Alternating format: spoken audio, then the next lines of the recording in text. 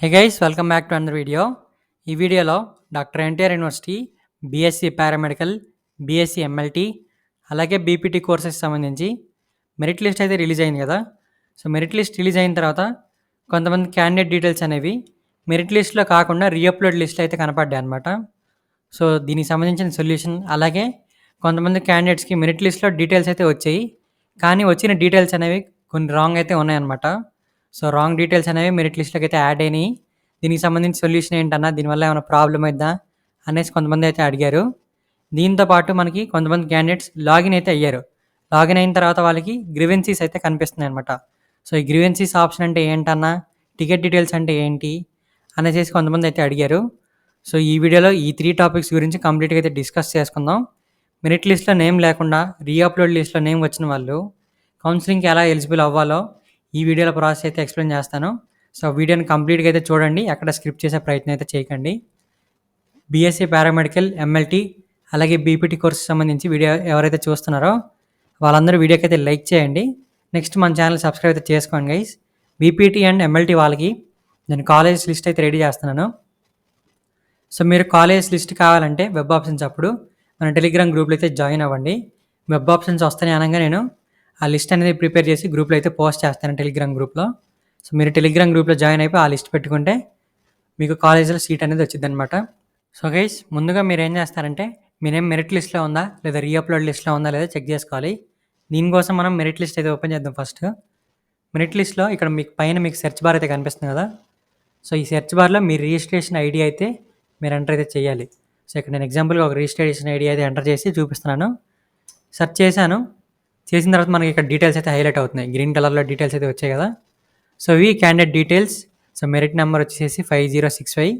So ఈ candidate details మనం అయితే చెక్ చేసుకోవాలి. సో రిజిస్ట్రేషన్ ఐడి సెర్చ్ చేసిన తర్వాత డీటెయిల్స్ అయితే వచ్చాయి. వచ్చిన డీటెయిల్స్ అన్నీ కరెక్ట్గా ఉన్నా లేదా చెక్ చేసుకోవాలి.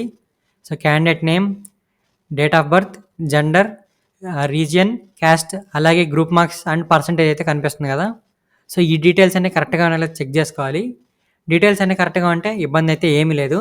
ఇన్ కేస్ ఇక్కడ ప్రొవైడ్ చేసిన డీటెయిల్స్ ఏమన్నా రాంగ్గా ఉంటే అప్పుడు మీరు గ్రీవెన్సీస్ అనేది అప్లోడ్ చేయాలి. గ్రీవెన్సీస్ అంటే ఏం లేదు, మీకు సంబంధించిన డీటెయిల్స్ ఏమైనా తప్పుగా అయితే ఎంటర్ అయినా లేదా తప్పుగా ప్రింట్ అయినా మీ అప్లికేషన్ ఫామ్లో కానీ మెరిట్ లిస్ట్లో రాంగ్ డీటెయిల్స్ కనిపించినా కానీ మీరు గ్రీవెన్సీస్ అయితే అప్లోడ్ చేయాలి. అప్లోడ్ చేసేటప్పుడు ఏదైతే డీటెయిల్స్ రాంగ్ అయితే పడ్డాయో దానికి సంబంధించిన డాక్యుమెంట్స్ అయితే అప్లోడ్ చేయాలి ప్రూఫ్ కింద. అప్లోడ్ చేసిన తర్వాత ఎన్టీఆర్ యూనివర్సిటీ వాళ్ళు రీవెరిఫికేషన్ చేసి మీ డీటెయిల్స్ అన్ని కరెక్షన్ అయితే చేస్తారు. చేసి మీకు ఫైనల్ మెరిట్ లిస్ట్లో మీ డీటెయిల్స్ అన్ని కరెక్ట్గా అయితే యాడ్ చేస్తారనమాట. సో ఎవరికైతే ఇవి డీటెయిల్స్ రాంగ్గా పడ్డాయో వాళ్ళకి గ్రీవెన్సీస్ అనమాట.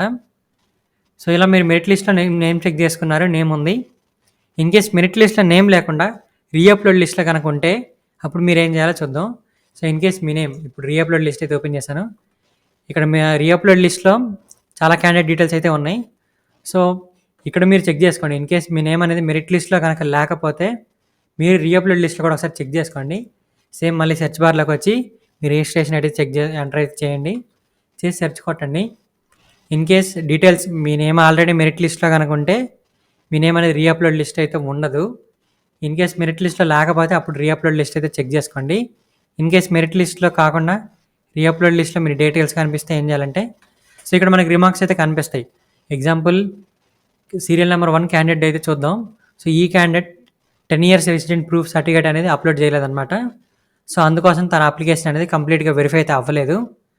ఇప్పుడు తను ఏం చేయాలంటే లాగిన్ అయితే అయిపోయి లాగిన్ దగ్గర రీఅప్లోడ్ అయితే చేయాలన్నమాట. సో ఏ డాక్యుమెంట్ అయితే కావాలో రిమార్క్స్ కింద అయితే ఉందో దానికి సంబంధించిన డాక్యుమెంట్స్ రీఅప్లోడ్ చేస్తే ఎన్టీఆర్ యూనివర్సిటీ వాళ్ళు వెరిఫికేషన్ అయితే చేసి ఆ తర్వాత తన డీటెయిల్స్ అని ఫైనల్ లిస్ట్లోకి అయితే యాడ్ చేస్తారు.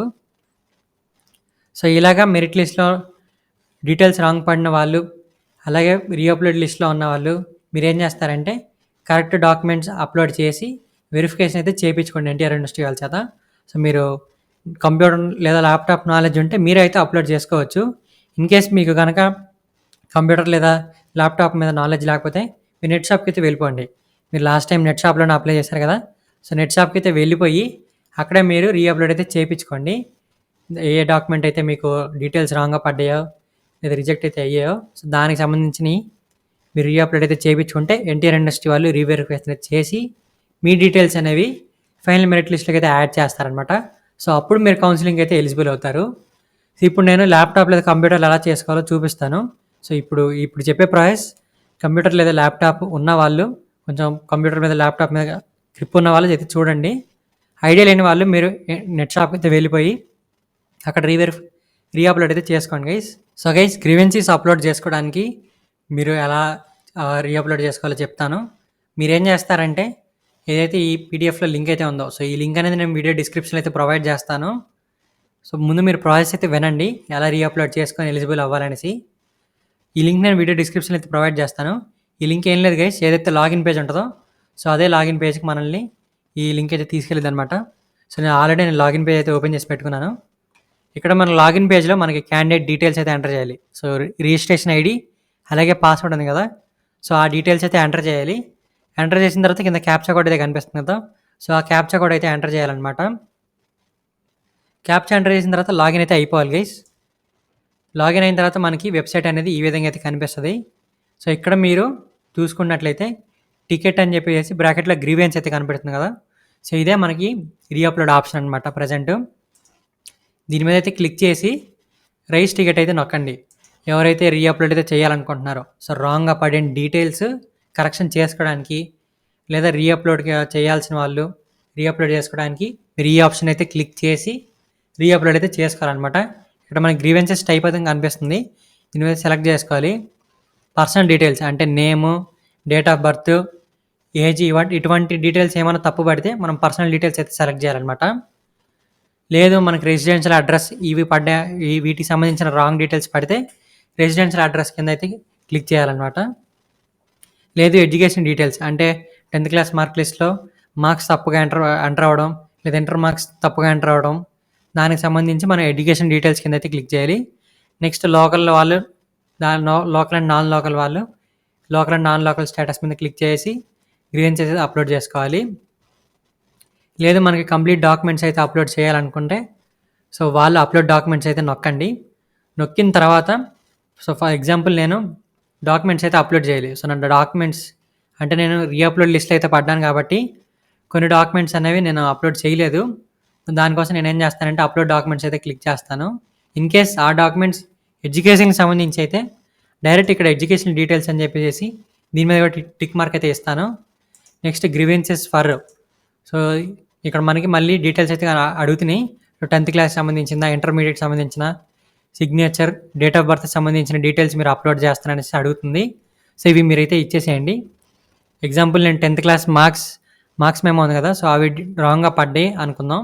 లేదు అసలు నేను 10th class mark list upload చేయలేదు కాబట్టి ఇప్పుడు అప్లోడ్ చేద్దాం అనుకుంటున్నాను. సో, నేను 10th క్లాస్ అయితే సెలెక్ట్ చేస్తాను. నెక్స్ట్ మనకి నోటు. సో, ఇక్కడ మీరు ఎన్టీఆర్ యూనివర్సిటీ వాళ్ళకి ఏమైనా చెప్పాలనుకుంటే ఎగ్జాంపుల్ నాకు 10th క్లాస్‌లో 500 మార్క్స్ అయితే వచ్చాయనుకుందాం 600కి.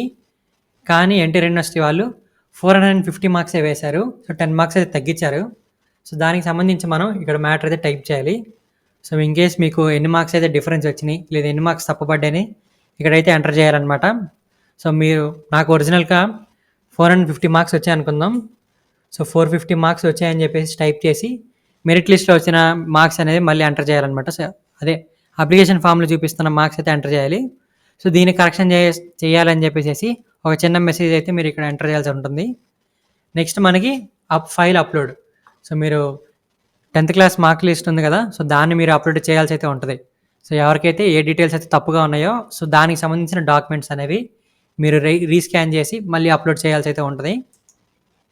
అప్లోడ్ చేసిన తర్వాత సేవ్ బటన్ ఉంటుంది కదా! సో, ఈ సేవ్ నొక్కేసేయండి. ఇక్కడ నేను అప్లోడ్ చేయలేదు కాబట్టి నాకు ఇక్కడ అలర్ట్ అయితే కనిపిస్తుంది. సో, వన్స్ మీరు అప్లోడ్ చేసిన తర్వాత మీకు ఇక్కడ గ్రీన్ కలర్‌లో సబ్మిటెడ్ సక్సెస్‌ఫుల్లీ లేదా సేవ్డ్ సక్సెస్‌ఫుల్ అని కనిపించిద్ది. మనకి డీటెయిల్స్ అన్నీ అప్లోడ్ చేసిన తర్వాత ఇక్కడ మనం అప్లోడ్ చేసిన డీటెయిల్స్‌కి సంబంధించి మనకి డీటెయిల్స్ అయితే హైలైట్ అవుతాయి. మన సీరియల్ నెంబర్ 1 అని చూపించి next ticket number, grievances type అంటే ఇప్పుడు నేను 10th క్లాస్ గురించి అప్లోడ్ చేశా కాబట్టి సో, 10th క్లాస్ ఈక్వలెంట్ అని చెప్పేసి ఇక్కడ మనకి గ్రీవెన్సెస్ టైప్‌లో కనిపించిద్ది. అలాగే మనం ఏమైతే నోట్స్ అయితే ఎంటర్ చేసామో సో, ఆ డీటెయిల్స్ అన్నీ ఇక్కడ మనకి విజిబుల్ అయితే అవుతాయి. మన నెంబర్, మనం ఏ ఫైల్ అప్లోడ్ చేసాం, మన టికెట్ స్టేటస్ ఏంటి, వెరిఫైడా, నాట్ వెరిఫైడా. సో, మనకి ఇక్కడ అప్లికేషన్ స్టేటస్ ఉంటాయి కదా! సో, స్టూడెంట్ రీఅప్లోడ్ అని కనిపిద్ది.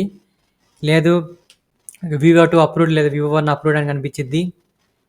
సో, ఇలాగ మనకి టికెట్ స్టేటస్ అయితే కనిపించిద్దనమాట. స్టూడెంట్ రీఅప్‌లోడ్ అని వస్తే మాత్రం సో, స్టూడెంట్ అనేది రీఅప్‌లోడ్ అయితే చేశారని అర్థం. సో, నాకు 10థ్ క్లాస్ మార్క్ లిస్ట్ తప్పుంది కాబట్టి నేను రీఅప్‌లోడ్ చేశాను. అప్పుడు నాకు స్టేటస్‌లో స్టూడెంట్ రీఅప్‌లోడ్ అని అయితే కనిపించిద్ది. దీని అర్థం నేను అప్‌లోడ్ చేశాను వెరిఫికేషన్ కోసం అనేసేసి. ఇన్‌కేస్ అప్రూవ్డ్ గనక వచ్చిందంటే నా అప్లికేషన్ అనేది వెరిఫై అయితే అయిపోయిందని అర్థం. సో, ఇలాగ మనకి టికెట్ స్టేటస్ గురించి అయితే చూపించిద్ది. సో, ఇలా మీరు డీటెయిల్స్ అన్ని అప్‌లోడ్ చేసి సేవ్ అయితే కొట్టేసేయండి గైస్. సో, మీరు జాగ్రత్తగా ఏ డీటెయిల్స్ అయితే రాంగ్ అయితే ఉన్నాయో సో, ఆ డీటెయిల్స్ అనేవి మీరు సెలెక్ట్ చేసి రీఅప్‌లోడ్ అయితే చేసుకోండి. సో, ఈ ప్రాసెస్ తెలియని వాళ్ళు, మాకు కంప్యూటర్ నాలెడ్జ్ లేదు అన్న వాళ్ళు నెట్ షాప్‌కి అయితే వెళ్ళిపోండి. అక్కడ మీకు నెట్ షాప్‌లో వాళ్ళే డీటెయిల్స్ అన్నీ వాళ్ళకి చెప్తే వాళ్ళే మీకు గ్రీవెన్సెస్ అనేవి అప్‌లోడ్ అయితే చేస్తారు. అప్‌లోడ్ చేసిన తర్వాత మీరు ఇట్లాగా వచ్చేసేసి సో, ఇక్కడ మనకి గ్రీవెన్సెస్ యాజ్ యూజువల్‌గా లాగిన్ అయిపోయిన తర్వాత గ్రీవెన్సెస్ దగ్గరికి వచ్చి మీ అప్లికేషన్ స్టేటస్ అనేది చెక్ చేసుకోవచ్చు. సో, ఇది గైస్ ఇవాల్టి వీడియో. సో, ఎవరైతే రీఅప్‌లోడ్ లిస్ట్‌లో అయితే పడ్డారో వాళ్ళు రిలేటెడ్ డాక్యుమెంట్స్ అనేవి అప్‌లోడ్ చేసి ఎలిజిబుల్ అయితే అవ్వచ్చు. అలాగే మెరిట్ లిస్ట్‌లో రాంగ్‌గా డీటెయిల్స్ పడిన వాళ్ళు దానికి సంబంధించిన డీటెయిల్స్ అన్నీ మళ్ళీ అప్‌లోడ్ చేసి మీరు మళ్ళీ ఆ డీటెయిల్స్ అన్నీ కరెక్షన్ అయితే చేపించుకోవచ్చు. సో, ఇలా కరెక్షన్ చేసిన డీటెయిల్స్ అన్నీ మనకి ఫైనల్ మెరిట్ లిస్ట్‌లోకి అయితే యాడ్ చేస్తారు. సో, ఇట్లా ఎడిటింగ్స్ లేదా కరెక్షన్స్ అన్నీ ఫైనల్ మెరిట్ లిస్ట్‌లోకి అయితే యాడ్ చేసి అక్కడ మనకి ఫైనల్‌గా ఎవరైతే కౌన్సిలింగ్‌కి ఎలిజిబుల్, ఎవరైతే వెబ్ ఆప్షన్స్‌కి ఎలిజిబులో సో, వాళ్ళ డీటెయిల్స్ అనేవి మనకి ఫైనల్ మెరిట్ లిస్ట్‌లో అయితే యాడ్ చేస్తారు. ఆల్రెడీ మెరిట్ లిస్ట్‌లో డీటెయిల్స్ అన్నీ కరెక్ట్‌గా ఉన్నాయన్న మాకు. సో, మరి మా నేమ్స్ అనేవి మెరిట్ లిస్ట్‌లో యాడ్ చేస్తారా లేదనేసి అడుగుతున్నారు. మీ నేమ్ అనేది యాడ్ చేస్తారు.